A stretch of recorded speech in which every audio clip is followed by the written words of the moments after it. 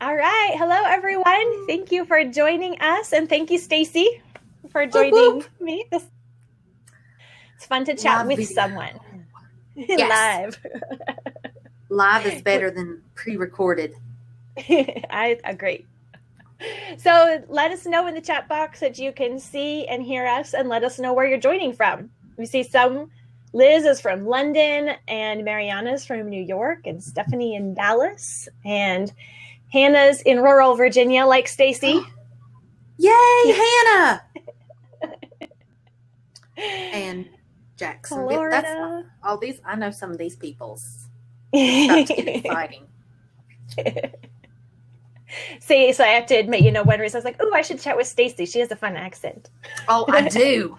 I didn't know I had a fun accent until I started doing live video. Actually, I did. I was first introduced to my fun accent when I went to college.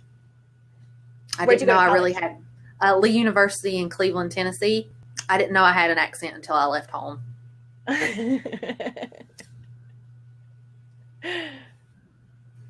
All right. Well, we can start off by introducing ourselves. You want to introduce yourself, Stacy? My name is Stacy from Homemaking.com. I'm a home management mentor, and I love live video. It is my total jam. And I live in Virginia. I have 4 kids, 8. Annie is 8. Andrew is 5. Eli is 3. Ruth Ann is 2 next month. And I've been married. Oh, I have been married for almost 15 years, and I have been in the blogging social media world for about 8. Fun. So, yep. And I am Mystie Winckler from simplyconvivial.com. And I have e-courses and ebooks to help with homemaking also. And I have my husband and I have 5 kids, ages 14, 12, 10, 8, almost 8, and 5. I think I passed. You're past diapers. You're on the other side. Whew, you made it. Hallelujah. We have done the bus potty training, and now we just have to teach the last one to read, just so that we got the A going on. Poop and read. That's like when they can poop on their own and read on their own. You done graduated. I mean, they could put their shoes on and get in the car themselves. It's a whole new ballgame. I'm just waiting for that. So, and we homeschool, and you homeschool too, right? Yes, we do. Mm-hmm. Weird, unsocialized homeschoolers. Yeah, that's right.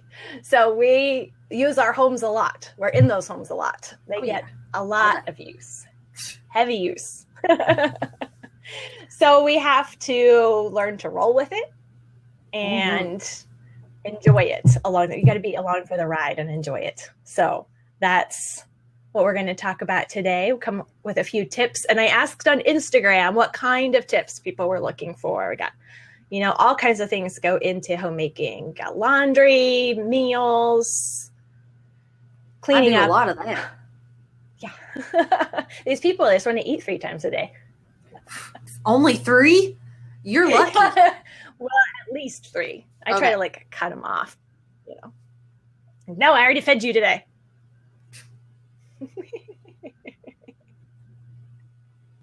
All right. So what's your first hot tip?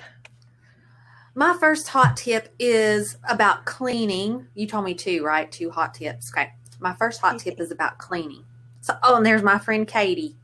Hi, Katie. Yay. Okay, sorry. Hey, she's on my side of the country.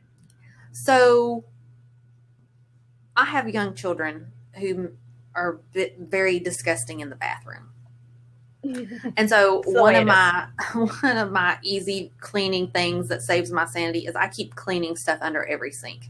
So I used to only keep my cleaning supplies. Marie Kondo says everything should have one spot. Marie Kondo don't have 4 kids who make a mess in the bathroom. So I keep cleaning supplies under every sink in the house so that whenever I'm at a sink, I don't think, oh, I got to remember to come back and clean that later. I'm like, what is this? What is this? I have to clean this right now.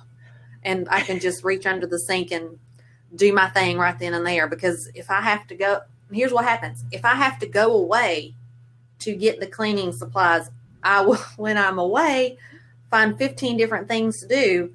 And I forgot I was going to go clean up what is this in the bathroom? So, you know. Or then the 2-year-old wanders in and moves it to other places. My 8-year-old is into making slime. And so I don't like this phase, but I find slime everywhere. I've got to just have something everywhere to clean it up. So having cleaning supplies right where you need them instead of off somewhere in some abyss, just keep it right there where you need it. And then it makes it so much easier and you can just get it done. Mm-hmm. Well, anytime you put some kind of obstacle in front of the way, it just makes it probably not going to happen. No. Yep. Yeah. So cases, especially when your 3-year-old overflows the toilet and doesn't tell you. Yeah, that's happened. Been there. My 3-year-old dropped a flashlight in the toilet this week, except it was a number 2 toilet, and that was not a good thing because we had to throw the flashlight away. Yep. It was gone. It was a goner. We weren't gonna. Nope. What is your first fun tip, Mystie Winckler? So our sanity saving time of the day we call our EHAP time, because when you call, we have a special name for it because that makes it like fun, right? It's not just cleaning up the house time. It's like a strategic military maneuver. It's EHAP. Time to EHAP, everyone. What does that and stand so EHAP stands for everything has a place. Marie Kondo. Which, you know, everything doesn't always have a place, but we like to pretend.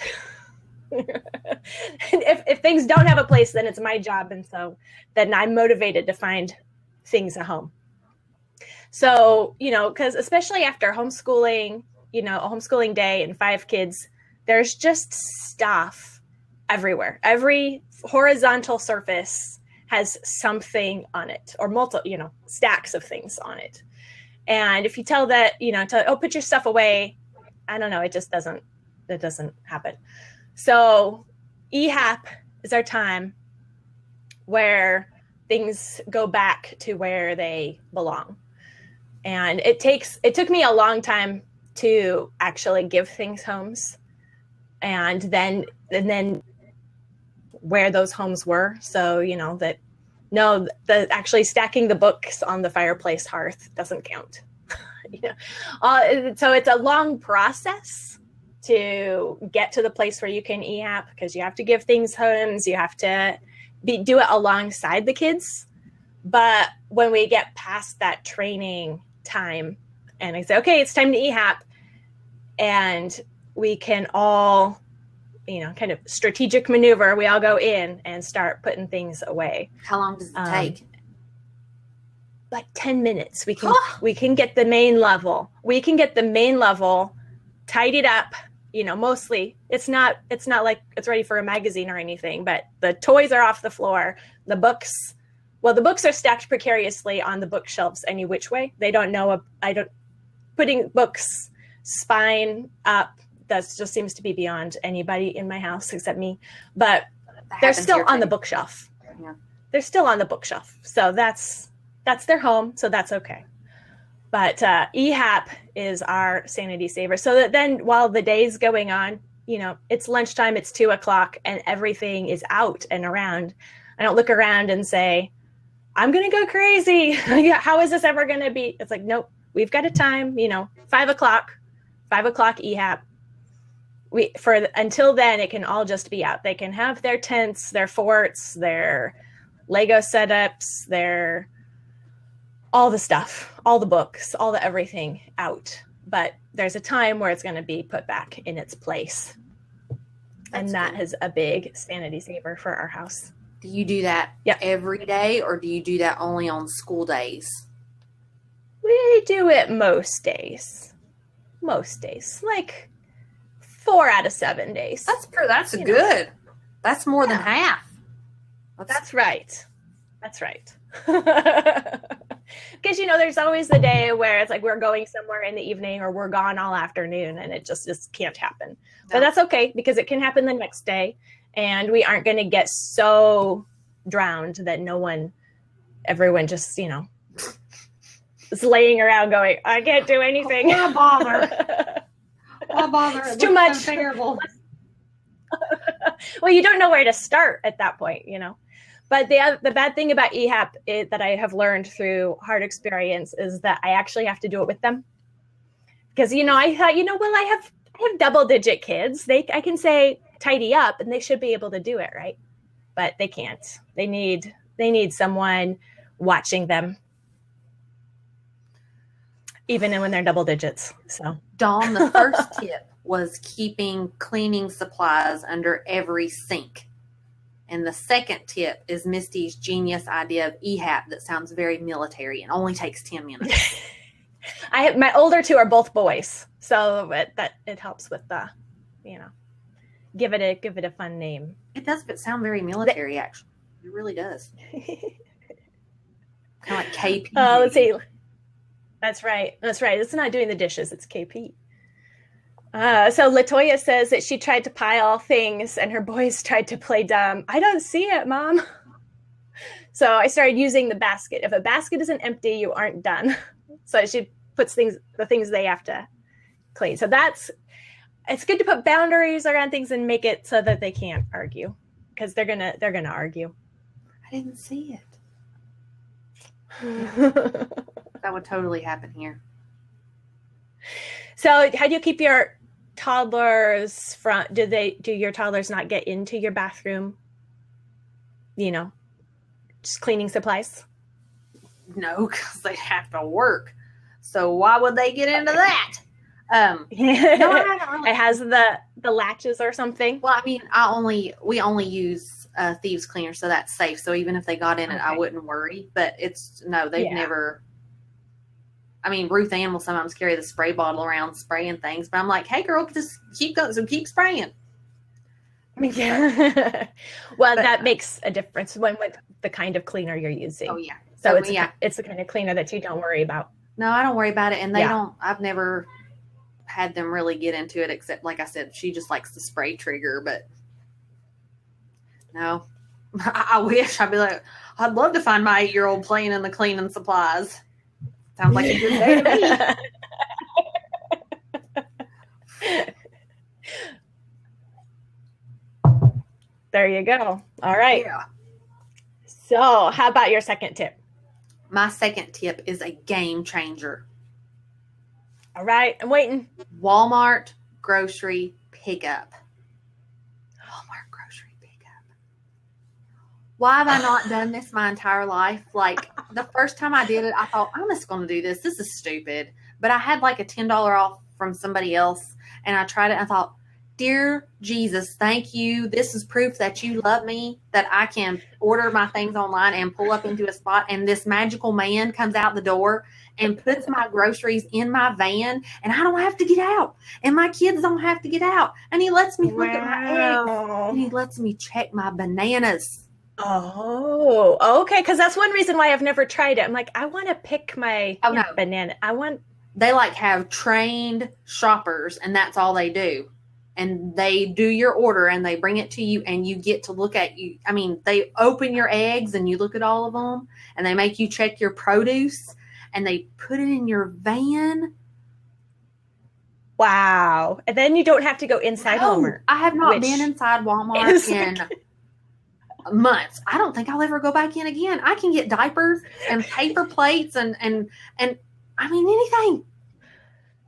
Wow. I think ours just started doing it, but I've never tried it yet. Oh, so do it. It is like, it will save your, and it saves your budget too. Cause here's the thing. I thought I'm not an impulse buyer. I'm not. Mm-hmm. I go with my list. Mm-hmm. No. So I spend so much less when I just get on and I say, this is what I need. Sorry, I hit my microphone. This is what I need. And that's what comes out. Nothing extra. Right. And we're spending a ton less. And they're putting it in my van. People, this is, if you have not, what's the matter with you people who have it? I mean, I see some people over here are like, we don't have it. I'm sorry for you. That's very sad. However, for the people who have it and have not tried it, what's the matter with you people? That's all I have to say. Just try it one time. You will never look back. You will sit in the parking lot and cry because it was so magical. Well, especially when you don't have to go through just the whole checkout part, like putting your stuff up. And my kids always want to help put stuff up. You know, like, no, Mom, I'll get the eggs. I'll get the.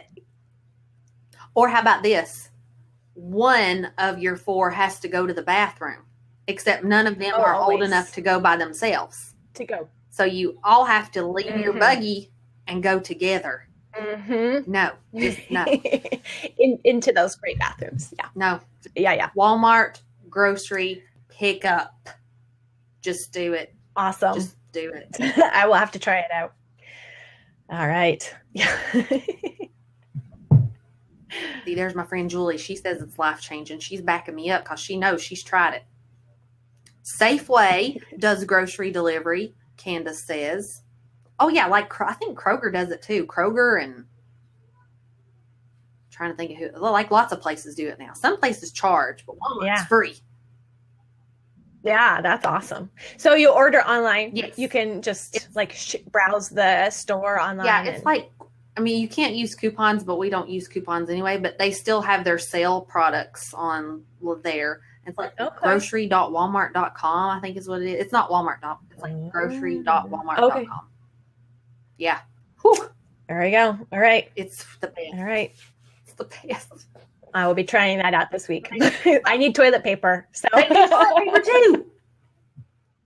Well, you are all set. You are just all set. Awesome. Now it's your turn. Go. Okay. All right. So I do not like folding laundry.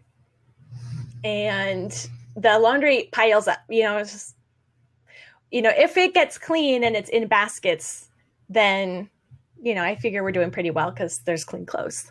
But then the kids come into my room, which is where the clean laundry baskets are. And they're looking for socks. They're looking for pants. They're looking for whatever they need. And, looking. And then it's all over everywhere. So I need to get better about folding the laundry and getting it put away where they're just throwing it out on their own floor and not mine. And so my tip is to rename the time.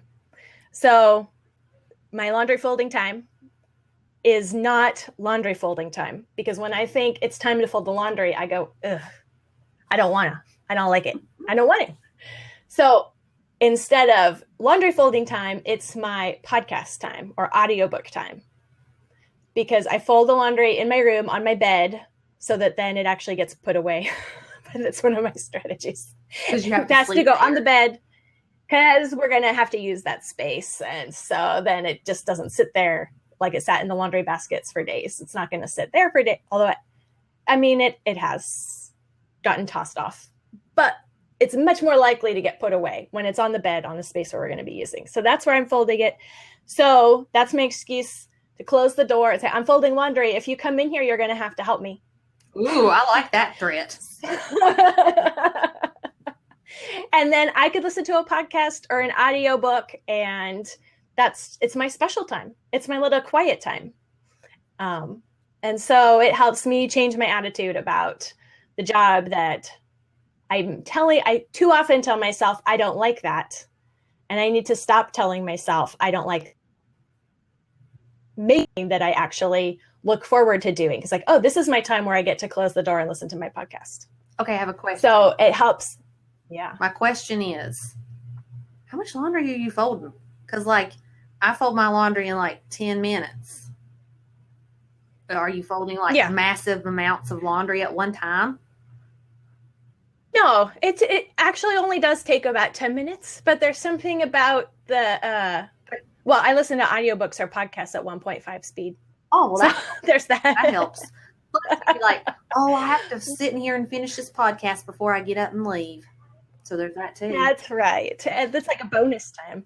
But no, it's something about, because it's a job that I have for so long told myself that I don't like and don't want to do and don't want to. then it builds and builds because I haven't been doing it. So sometimes there are the marathon sessions.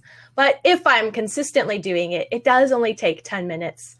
But when I'm thinking, oh, it's time to do the laundry, for some reason it grows in my mind into this, like, ugh, it's going to take forever, even though it will only take 10 minutes. So if I could just get over that hurdle of starting, you make it I'm going to listen to my podcast. It's a treat. Yeah. And then I'm like, oh, there wasn't enough laundry to fold today. I wish I had more to fold because I want to keep listening. So then it helps me get over myself and get started. And then I realized it wasn't as bad as I was making it out to be in my imagination. That's good. I like that tip.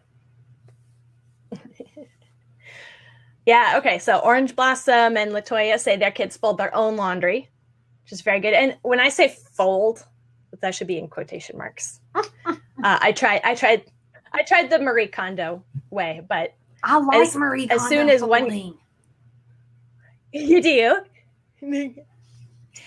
I would say I roll the clothes. It's my own. It's like lazy Marie Kondo folding, but yeah. As soon as I put it in on the kids' shelves or in their drawers, they're just going to be rifling through it, and it's not. I have to let it go at that point and say it's not about their drawers looking the way it did when I put everything away. Because actually, I just fold it and then I tell them to come put it away. So I just see them take my wad of clothes, the nice little rolls, and they just kind of scoop them and carry them, and some fall out. So, okay, never mind. One of my business mentors says, better done than perfect. I think that pretty much applies to all of life. I agree. Yep. I agree. I totally agree. If the laundry gets in there, it doesn't matter if it stayed in its little bundle. It's in their drawer. We're good. Yep. We're good. Podcasts make all chores pleasant, Don says. Oh, so Katie's put stickers on her washer dryer for the correct settings so her 6-year-old and 8-year-old can turn the knobs to the Batman and do it on their own. That's a really good idea, Katie. That's awesome. Yeah, and I have my 12-year-old's morning chore is to start a load of laundry. So he starts it in the morning, and if there was something in it, in the wash, he moves it to the dryer and starts it. So then there's always laundry going, so that then when it's time to fold, he's staying on top of that part of it. And then I'm making sure that people get their right things, because apparently it's only obvious to me what belongs to who. I have that same problem. My boys are about the same size, and somebody will hold it up and be like, does that look like it would go in Ruth Ann's drawer? It's a Batman shirt. But, childhood is funny. It is. I know my oldest is wearing almost the same size as my husband. So it's all like, I have to check. I have to check sizes now for when I fold and say, whose pile does this go in? All right. So how about your guys' hot tips? I like seeing those. Or if you have questions for either of us. I saw your menu planning on Instagram, Stacy, this weekend. So do you menu plan every week? Yes. Or every weekend? I do it on Fridays for the next week. Laundry. I said laundry. Meal planning is my jam. Laundry is not my jam. I just do it. It's one of those things that has to be done. But yes, I love meal planning. Love it. And I saw you meal plan all the meals, which is something I do too. Yeah. Because it turns out that even though for a long time, I only planned dinner. And then finally it dawned on me, like, actually these people want to eat more than dinner. Every time you turn around. I'm more interested in breakfast than just about any other meal. That's the one that consumes them. What's for breakfast? We're going to wake up after 8 hours and be famished. What shall we eat? So, what are some of your favorite breakfasts? Muffins. We are your kids' favorite people. We are granola people. We are oatmeal people. Mm-hmm. We eat a lot of muffins. Yeah, we just do. Do you make them fresh in the morning, or do you make like a bulk? I like to make them in bulk. I used to make them in bulk for all week long, but then my children started eating so much I couldn't. So now I have to divide and conquer. So I'll bake 2 times a week. I don't have room for all these muffins. So yeah, twice a week. Got it.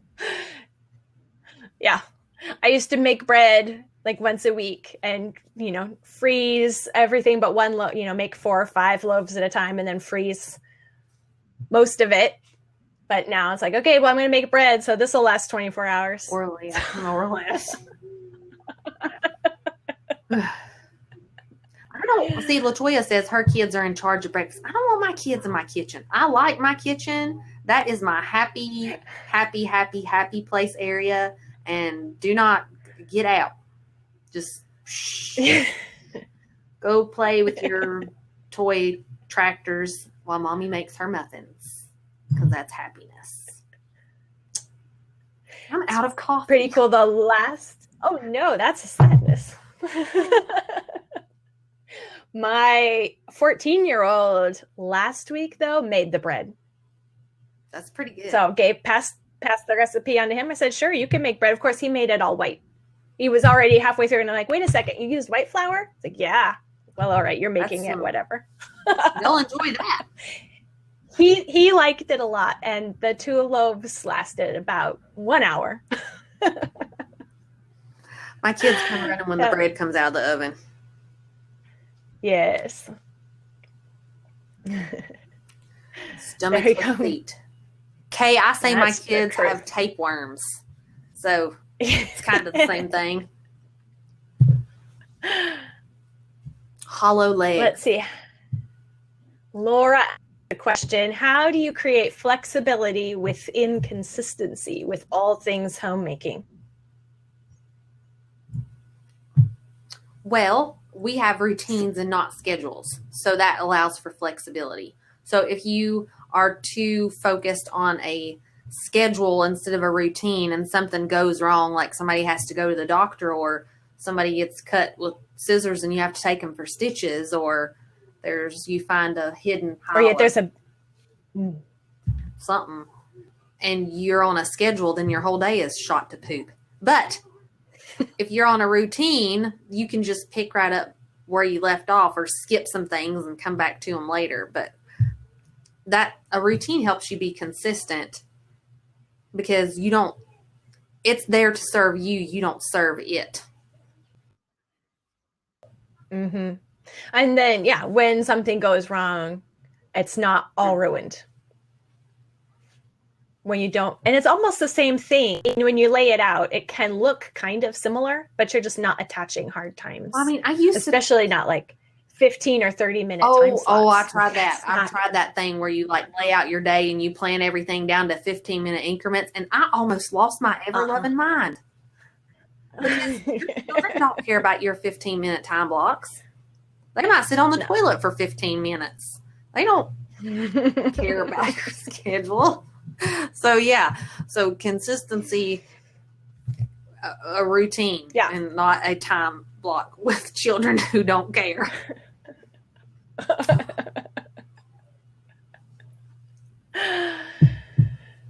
So I think one of the difficulties with finding that routine, though, is it does take time and work to do it. And some people are much more natural routine followers. And some like me, just once it's on the paper, I was like, well, now I'm going to argue with myself about why do I have to do, I'm going to do that later. It's really not the kids that are making my schedule or my routine not work. It's actually me. I'm the 2-year-old throwing a tantrum saying, I don't wanna, don't make me. You can't make me. Yeah. See, no, that's not me at all. We're the opposite. Okay. Are you into personalities at all? No. I know what I am, but it doesn't interest me to study or anything. So what is, I think which as far as Myers, do you say you know what you are? Mm-hmm. I am an ISFJ. Okay. Yep. What are you? Mm-hmm. An INTJ. Yeah, see, we're almost opposites. And a lot of times ISFJ and ISTJ don't really care about personality stuff. They're like, well, whatever, I'm just doing the right thing all the time. Yeah, I'm just doing my thing. What's wrong with you? You just summed it up in a nutshell. So that was fun. So it's funny. It's just the different person, like some types are like, oh yeah, just it's, we just do the right next thing. And it's much more natural to some types than others, where others are kicking and fighting the whole time. So it's just kind of learning what's natural to you and learning that some people are going to have to work. You might be a kind that has to work harder at learning that routine and like building it piece by piece instead of, because I would always get over ambitious. I'm like, okay, I'm going to lay out my routine, and it wasn't a schedule because I wasn't tying times to it, but I was putting so many things in that unless I just sat down and did it, just worked through that, it didn't all actually fit in a day. Oh no. Especially not a day that had, children needing attention of various kinds that was never in the plan. Never in the plan. So having to get realistic and say, this is how much I can actually realistically expect to do, or these are time blocks. Like it's okay, in the 4:00 hour, I'm going to dedicate like the 4:00 hour. Think of the 4:00 hour as my homemaking hour, but only plan things where if I'm in the zone and getting things done, it would take me 20 minutes, but I'm going to budget it an hour for that work. And it's a success if it mostly happens. It's always better to budget kind of more time scaling back than less time. Yeah, scale back those expectations. Yes. All right. So Don says, I love looping in block times. So where you just have your list and you're like, okay, I'm just going to do the next thing. And so it's not like it all has to get done, but you just pick up where you left off. That's fun. So that's a great way. Yeah. That's a great way to work it. Certain chores happen every day after breakfast. So Katie calls it a rhythm. Routine. That's good. I've also heard it called a flow, like a flow chart. First this, then that. Funny. My life is a flow chart.